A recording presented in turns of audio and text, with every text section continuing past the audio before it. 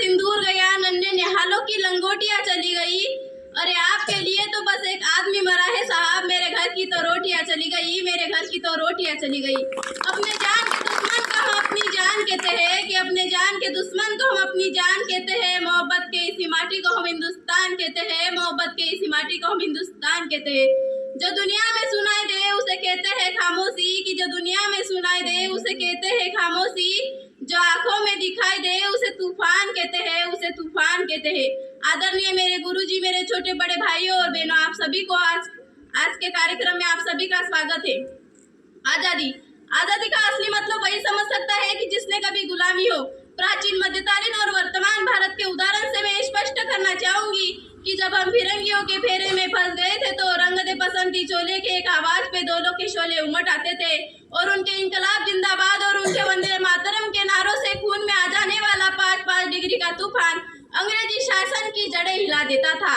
उसके बाद 62, 65 और 71 के युद्धों में अपने पति गवा देने वाली औरतें, जब घर के हालात यूं हुआ करते थे कि प्यार भी भरपूर गया, मांग का सिंदूर गया, नन्हे निहालों की लंगोटियां चली गई, छोटी छोटी बच्चियों की रोटियां चली गई, बाप की कमाई गई, भाई की पढ़ाई गई। अरे एक ऐसा विस्फोट हुआ कि जिस्म की कई बोटियां चली गई। अरे आपके लिए तो बस एक आदमी मरा है साहब, मेरे घर की तो रोटियां चली गई। इस तरह पूरा परिवार अपनी देशभक्ति कर रहा होता है। तब देश बलिदान मांगता था, मर जाने को मिट जाने को कहता था, फांसी चढ़ जाने को कहता था।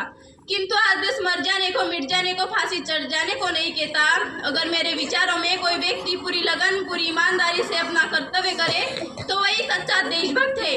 कि मैं नहीं मानती इंस्टाग्राम, फेसबुक और व्हाट्सएप को 3 रंगों से रंगना देशभक्ति है। यदि आप कहेंगे कि तिरंगा हाथ में लेना देशभक्ति है तो मैं कहना चाहूंगी कि फुटपाथ पर रहने वाला बच्चा जब ट्रैफिक की छाव में तिरंगा बेच रहा होता है तो क्या उसे आप उसकी देशभक्ति कहेंगे?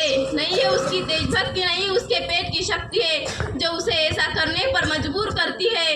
क्योंकि ना वो मस्जिद को जानता है ना वो शिवाय को जानता है, क्योंकि ना वो मस्जिद को जानता है ना वो शिवाय को जानता है। वो पेट का भूखा है साहब, वो केवल भोजन के निवालों को जानता है, वो केवल भोजन के निवालों को जानता है।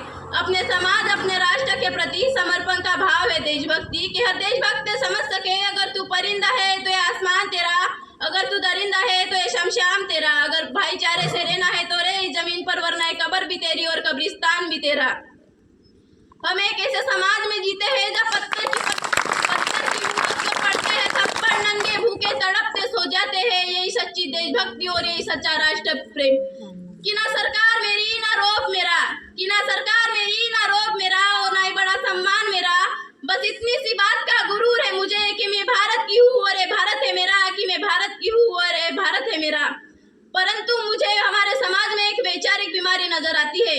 कहा जाता है हम दुनिया के सबसे कट्टर जहाँ हिंदू पैदा होते हैं, मुसलमान पैदा होते, पर बदकिस्मती से आज इंसान पैदा नहीं होता। मेरे विचारों में ना हिंदू की जरूरत है ना मुसलमान की जरूरत है। कि मेरे विचारों में ना हिंदू की जरूरत है ना मुसलमान की जरूरत है। राष्ट्र के निर्माण के लिए केवल एक सच्चे इंसान की जरूरत है।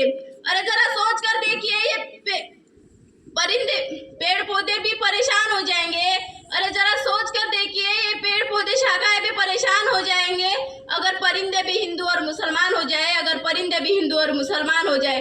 और अब मेरे विचारों में राष्ट्र का निर्माण तब संभव होगा जब नारी की पूजा नहीं इज्जत की जाएगी। सड़क पर चलने वाला हर एक नागरिक देश को अपनाएगा। केवल सरकार नहीं, सड़क पर चलने वाला हर एक नागरिक स्वच्छ भारत को अपनाएगा, स्वच्छ भारत को अपनाएगा और देश स्वच्छ भारत को अपनाएगा। और अब मैं सल्यूट करना चाहूंगी उन जवानों को जो दिन रात सरहद पर खड़े रहते हैं, देश की पुलिस प्रशासन और किसान को। और मैं इस भारत की बेटी आज इस मंच पर